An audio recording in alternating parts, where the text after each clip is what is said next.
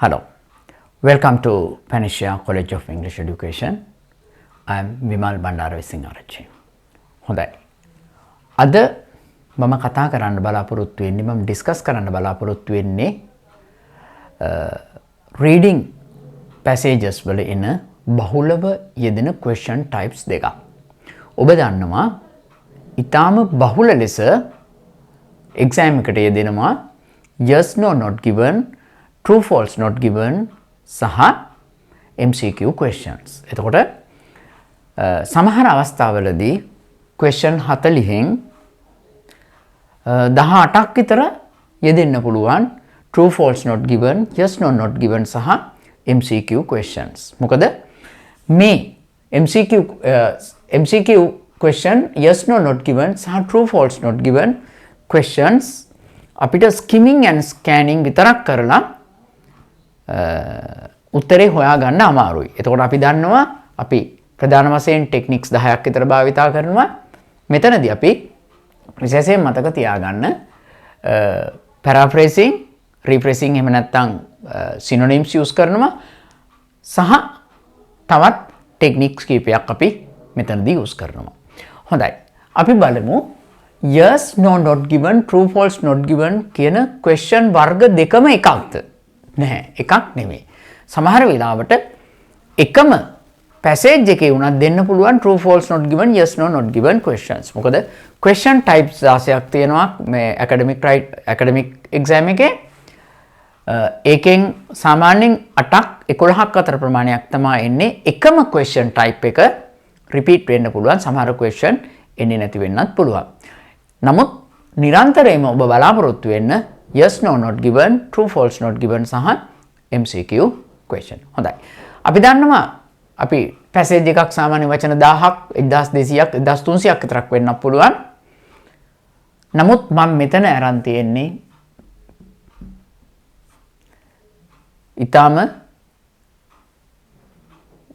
වචන 50ක විතර ප්‍රමාණයක් තමයි මම මෙතන අරන් තියෙන්නේ පේලි 4ක්. පේලි 4කුත් නෑ ඔබ print කරන ගත්තොත් මේක පේලි 2ක් විතර. right. බලමු අපි කොහොමද ප්‍රශ්නයකට logically සහ analytically උත්තර දෙන්නේ කියලා. right. yes no not given question වලින් test කරන්නේ writer ගේ view එක, opinion හෝ arguments that have not been stated directly. එතකොට yes no not given question වලදී directly කියලා තියෙන දෙයක් නෙමෙයි ටෙස්ට් කරන්නේ. එතකොට writer ගේ opinion එක, view එක තමයි එහෙම නැත්නම් argument එක තමයි අපි බලාපොරොත්තු වෙන්නේ. එතකොට ඒක කෙලින්ම කියලා නැහැ. අපි writer ගේ argument එක නැත්නම් එයාගේ view එක කියවලා අපි we have to draw the conclusion.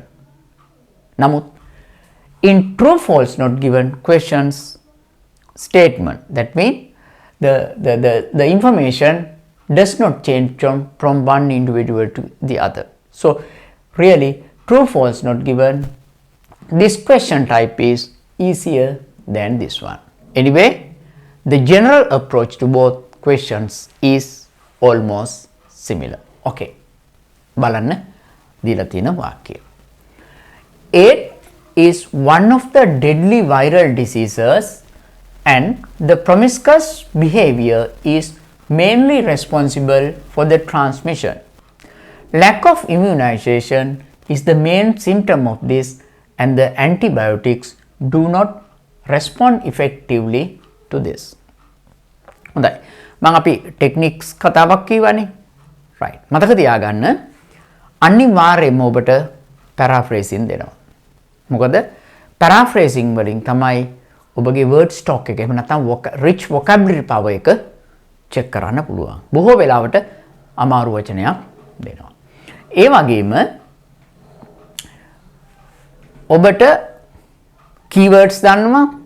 ඒ වගේම only, sole, adjective, adverb, the main, the most, the least වගේ වචනයක් තිබුණොත් බොහෝ වෙලාවට ඒක උත්තරේ decide කරන්න හේතුවක් වෙනවා සහ ඊට අමතරව modal verb. මතක තියාගන්න modal verb එකක් තිබුණොත් බොහෝ වෙලාවට ඒක උපකාරී වෙනවා අපිට නිවැරදි උත්තරය ලබා ගැනීම. ඒකින්ද තමයි අපි ඒ නිසා තමයි අපි ඔය modal verb එහෙම නැත්නම් tenses table එකේ tenses active passive පිළිබඳ විස්තරාත්මකව අපි අධ්‍යයනය කරන්නේ. හොඳයි. බලන්න පළවෙනි එක AIDS is a fatal disease. AIDS is a fatal disease.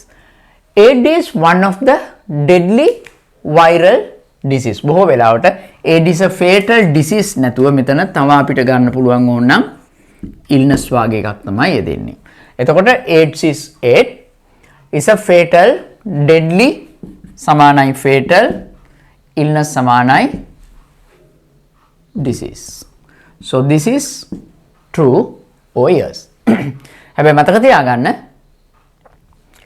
මම මේක පොදු ක්‍රමයකට භාවිතා කරන්නේ yes no not given කෙලින්ම දීලා නැහැ. ඔබ දීලා තියෙන area එක කියෝලා you have to draw the conclusion. Yes. This question type checks your analytical and logical thinking.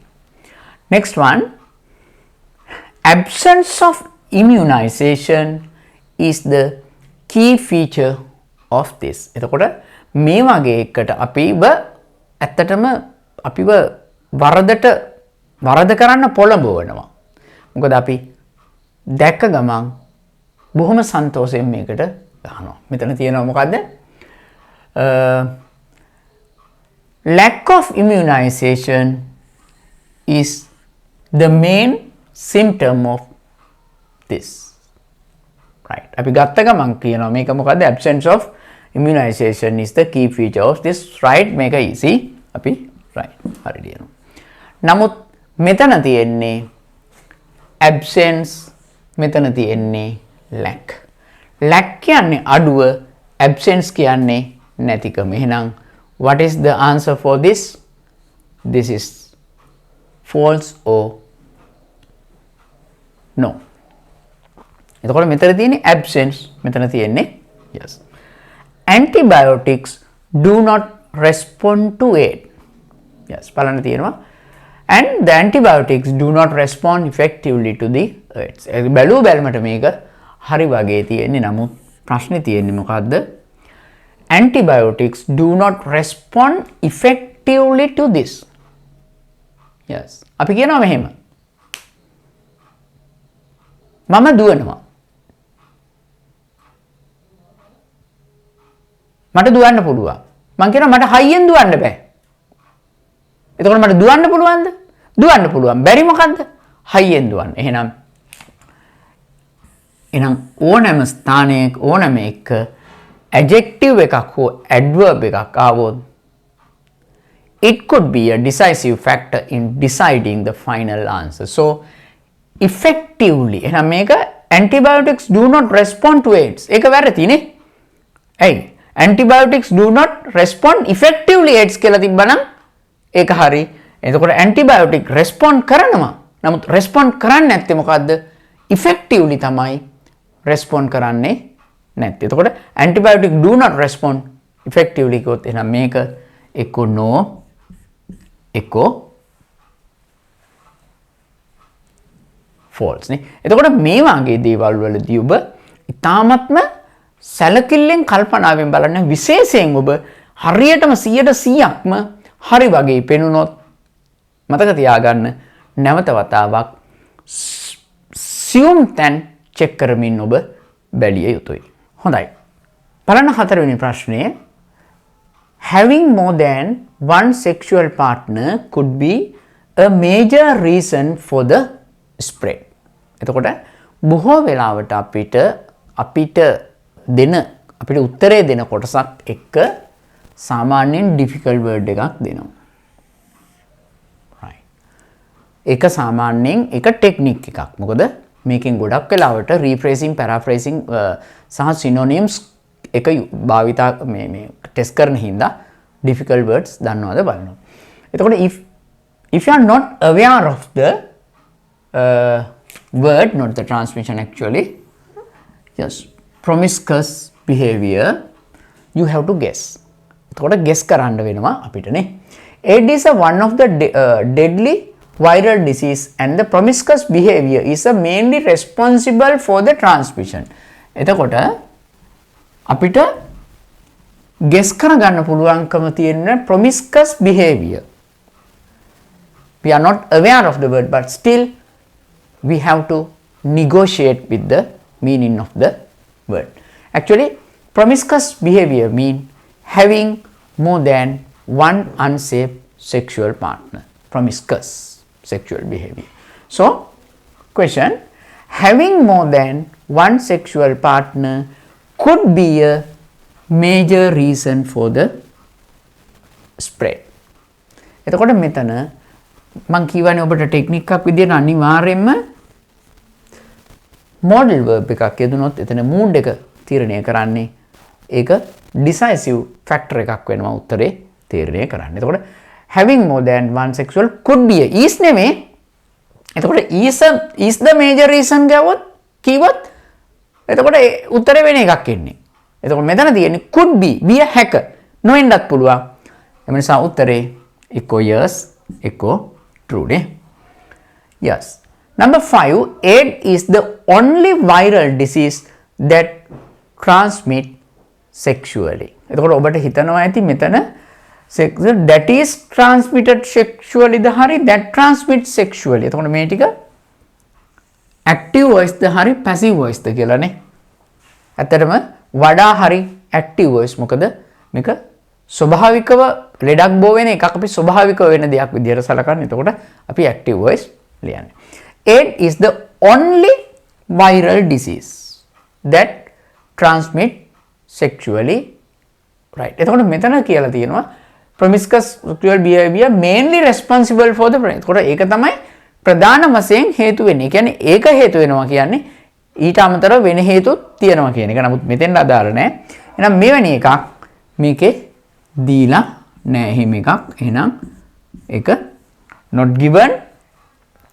මතක තියාගන්න.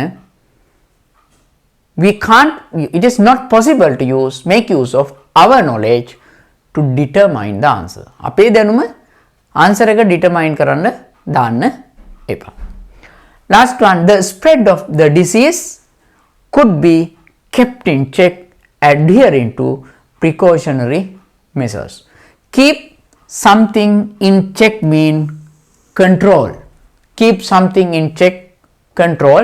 එතකොට control කියන වචන ගොඩක් යෙදෙනවා. Keep something in check, keep something under control, keep something at bay, pen, harbor වගේ වචන ගොඩක් යෙදෙනවා. ඉතින් ඒවා බහුල ලෙස IELTS paper වල යෙදෙනවා. මම වෙනම වීඩියෝ එකක් කරලා ඇති එක ඔබ ඒකත් බලන්න.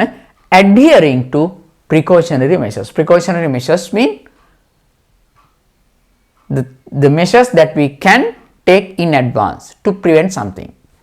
Adhering to mean following. Actually adhering mean තමයි නීතියක් විදිහට follow කරමින් වගේ.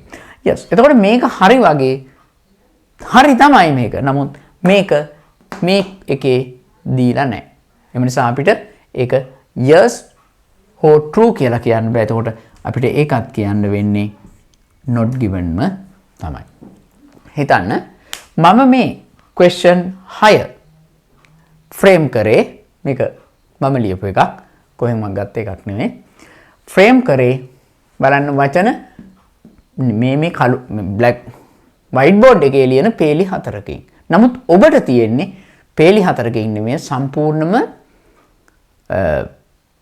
පැසේජ් එක තුලින්ම තමයි ඔබට සමහර විට ප්‍රශ්න 6කට උත්තර සපයන්න වෙන්නේ. හැබැයි වාසනාවකට වගේ මතක තියාගන්න yes no not given, true false not given question තියෙන්නේ answer to those questions are in the passage order. එතකොට ඔබට අනිවාර්යයෙන්ම එතකොට passage order කියන්නේ මේකත් එක්ක තව question වර්ග එකක් හෝ දෙකක් සමහරට තුනක් තියෙන්නත් පුළුවන්. එතකොට අනිවාර්යයෙන්ම ඊළඟ දෙකකටවත් අවම වශයෙන් technique of parallelism කියන එක ඔබට use කරන්න පුළුවන් මේකට අමතරව. හොඳයි. අපි හිතනවා ඔබට යම් idea එකක් yes no not given සහ true false not given පිළිබඳව ලැබෙන්න ඇති කියලා. හැබැයි මතක තියාගන්න yes no not given වලදී ප්‍රශ්නය ඒ කියන්නේ ප්‍රශ්නේ මීට වැඩිය අමාරුයි. ඒ වගේම පොඩි yes no not true false not given එක පොඩි කොටසක් තුල උත්තරේ සමහරට එක පේලියකින් තීරණය කරන්න පුළුවන් උත්තරේ. නමුත් yes no not given වල පොඩක් වැඩිපුර ඔබට කියවන්න වෙනවා. කියවලා indirectly කියලා දුන්න දේ ඔබට තීරණය කරන්න වෙනවා. හොඳයි. Thank you very much for being with me and take care. We will meet with another video